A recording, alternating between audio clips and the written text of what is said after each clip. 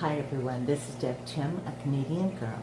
Today I want to talk about surface agitation, why it's so important for your aquarium's health and the health of your fish. So please stay tuned.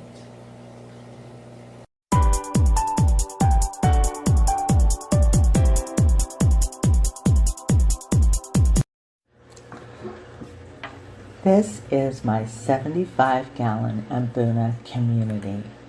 This aquarium is overstocked and uber-filtrated to handle the bioload this community puts on it. Filtration is not the topic of today. I will share my experiences with surface agitation.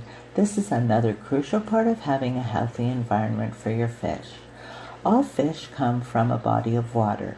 Whether they come from a river, lake, pond, or puddle, every body of water has a large surface area. In nature, our lakes are aerated by wind, strong currents, and even the weather. Circulating the water by natural means is necessary for the fish to survive, as it oxygenates the water, giving them the air they need to breathe. In our aquariums, our fish need the same circulation that nature provides, but we have to provide it for them mechanically. In an aquarium, the water surface is much smaller, but by supplying different forms of aeration, we can give our fish a comfortable home to live in with the oxygen they require. There are many ways to aerate your aquarium. Hang-on back filters, or HOBs, are probably the most common. These filters do a great job aerating your tank by the output of their water. As the water is pumped into your tank, it provides agitation to the water's surface, increasing the oxygen levels in your aquarium. The water is then circulated from the bottom of your tank, where the oxygen levels are the lowest, bringing that water to the surface by being pulled into the intake tube, then pumped through the filter and back into your tank. It is now infused with oxygen for your fish to breathe. The larger the surface area, the more oxygen your water will absorb.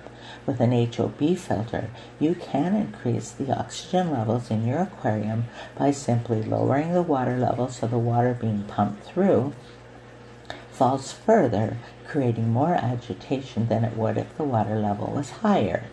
If you ever see your fish gasping for air at the surface, you can do this to give them immediate relief until you find the cause of their stress. If you don't feel you're getting enough agitation, you can add a power head. A power head is a terrific way of increasing your tank's oxygen levels. They pull water through the intake vent, mixing the water with air and then expelling it back into the aquarium, creating great agitation and thereby increasing the oxygen in your water. Some power heads are equipped with an adjustment that you can control the force of the flow. Be careful positioning your power head, and you can virtually eliminate any dead spots in your aquarium where the water circulation is extremely low. Power heads are preferred in a large aquarium because of their range. In small tanks, an air stone or air ornaments will help somewhat, but in larger tanks they're more for looks than any real benefit. It's important, no matter what size aquarium you have, that you purchase the size recommended or one that has an adjustment so you can control the flow. You can cause too much current by using the wrong size. It's not the air bubbles that add oxygen to the water, but the agitation created at the surface that infuses your tank with oxygen. A point I like to make: the size of the surface area will directly affect the number of fish you can keep in your aquarium. You see, the bigger your surface area you have, the more oxygen your water can absorb. The more oxygen you have, the more fish you can have. For example, you cannot stock the same amount of fish in a 60-gallon tall that you can in a 60-gallon long. The reason being, the longer aquarium has more surface area, which translates to more available oxygen in the water for your fish. The taller aquarium cannot provide as much oxygen as its surface is smaller, producing less oxygen, which means you cannot stock as many fish. A simple science lesson. Your fish take in oxygen from the water. Their bodies then convert the oxygen into carbon dioxide, which they exhale.